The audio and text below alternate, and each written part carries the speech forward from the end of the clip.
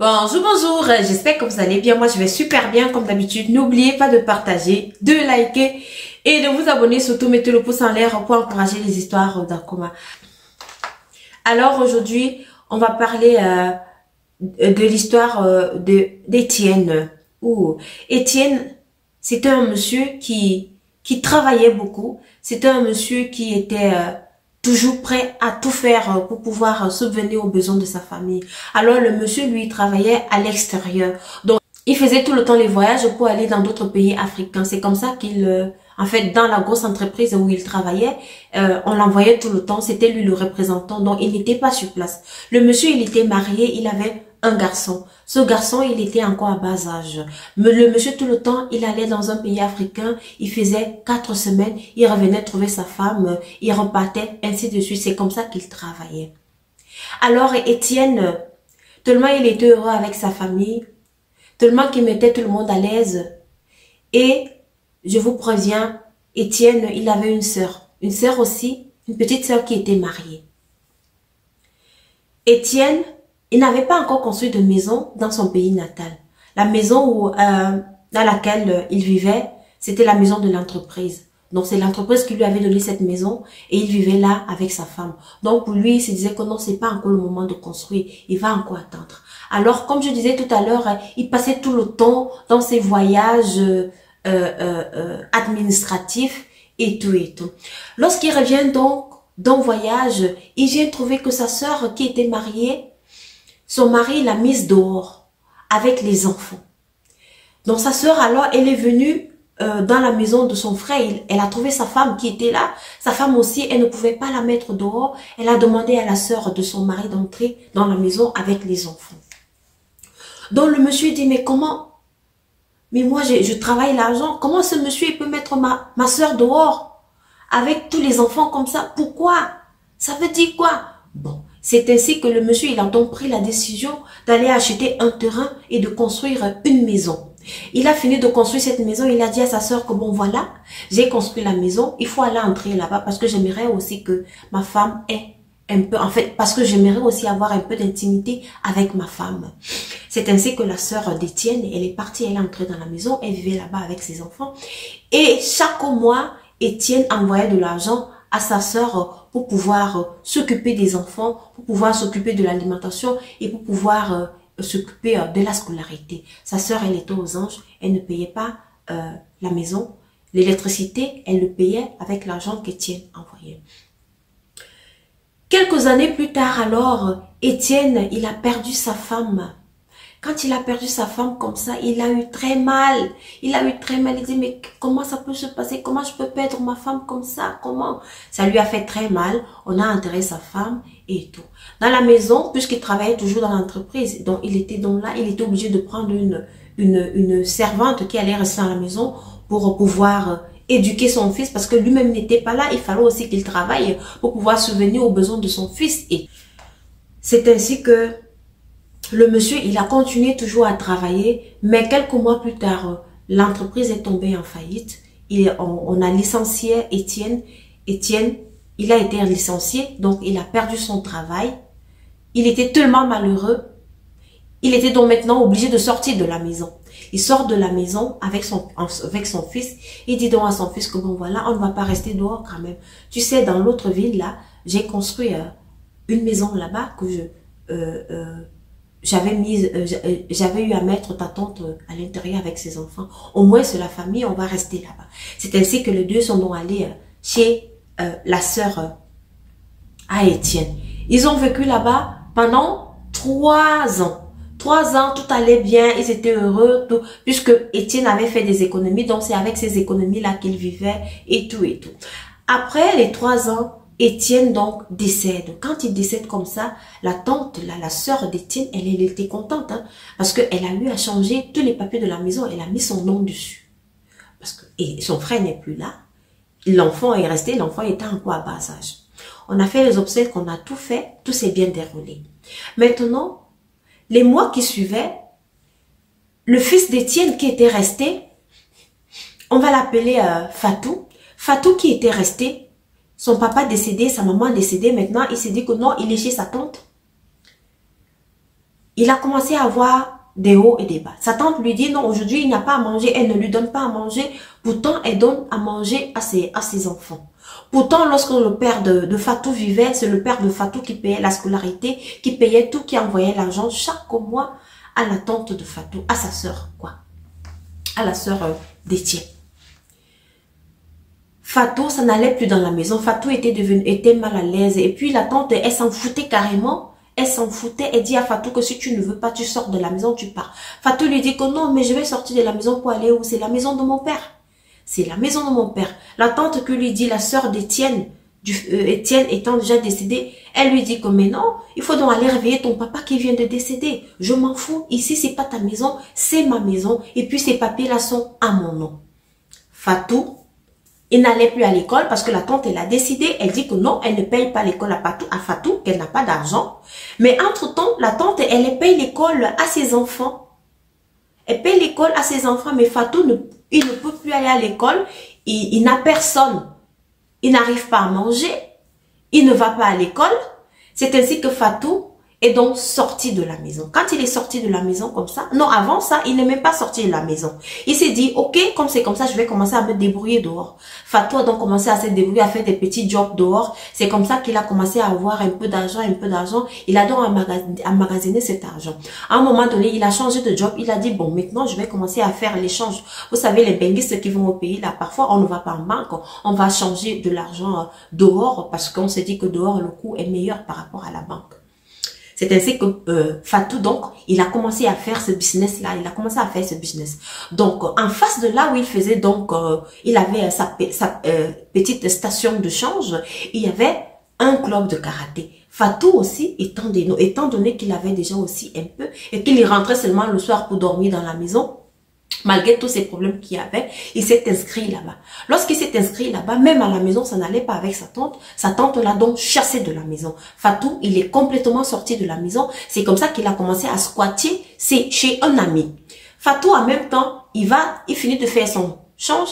Dans la soirée, allez, il va dans son club de karaté, il s'amuse et tout, il fait son karaté. C'est ainsi que il y a donc eu des personnes européennes qui avaient des connexions avec des personnes africaines dans le pays dans lequel Fatou vivait. Je ne vais pas citer le pays, s'il vous plaît, excusez. Ils sont arrivés, ils ont dit que non, ils ont besoin de jeunes talents en ce qui concerne le karaté.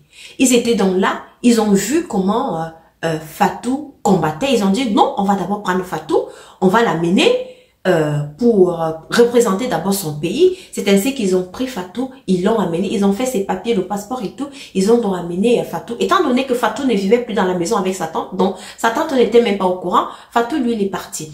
Arrivé donc là-bas pour combattre, tout s'est bien passé, mais Fatou voulait donc rentrer dans son pays natal. Il a eu des amis là-bas qui lui ont dit que non, tu rentres où? Tu rentres dans la misère là, il faut rester ici, il faut fuir. C'est ainsi que Fatou il a donc fui.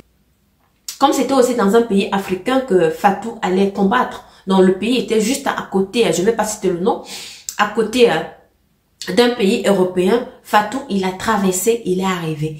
Les gens l'ont aidé, il a eu les amis qui l'ont vraiment aidé, il avait vraiment de bons amis qui l'ont aidé. On dirait que l'âme de son père, on dirait que son père, l'esprit de son père l'encadrait. C'est comme ça que les papiers de Fatou, tout a marché comme sur des roulettes. Lorsque Fatou est donc arrivé à Mbeng, et comme il aimait le karaté, il a continué avec son karaté. Et dans le club là, on a vu que Fatou il avait du talent, c'était son domaine quoi. C'est comme ça que ces gens se sont donc battus. Fatou, il a eu ses documents. C'est ainsi que Fatou a commencé à combattre partout. Il est au Brésil, il est dans tous les pays que vous connaissez de l'Amérique latine. Fatou était déjà partout. On parlait de lui à la télévision, on parlait de lui partout. Donc, même ceux qui étaient dans son quartier, ils savaient que non, c'était Fatou. Tout le monde était étonné que mais c'est Fatou qu'on montre partout à la télévision, jusqu'à ce que la nouvelle est arrivée chez sa tante. Et les gens du quartier ont dit à sa tante que mais Fatou, on vient de le voir à la télévision. Là, Fatou est devenu un grand. Fatou fait du karaté, il est devenu célèbre, il est devenu une star. C'est ainsi que la tante dont elle regarde et dit, quoi, c'est pas Fatou là-bas? C'est Fatou que je vois ici à la télé. Elle-même, elle commence à crier, elle dit qu'elle est contente, elle dit que oui, c'est mon neveu, c'est mon neveu, c'est mon neveu. Fatou, tout marchait tellement bien pour lui. Fatou, il a acheté une grande maison en Europe. Il habitait là, il était bien, il avait un compte en banque qui était bien fourni. En tout cas, Fatou gagnait bien sa vie. Alors, un beau jour, Fatou se décide donc de descendre dans son pays natal. Il dit, bon, voilà, ça fait longtemps, il n'a pas vu la tombe de son père. Il aimerait aussi arranger la tombe de son père depuis que son papa est décédé. La tombe de sa maman, il aimerait faire tout ça. C'est ainsi que Fatou, il est arrivé au pays. Quand il arrive au pays, lui, il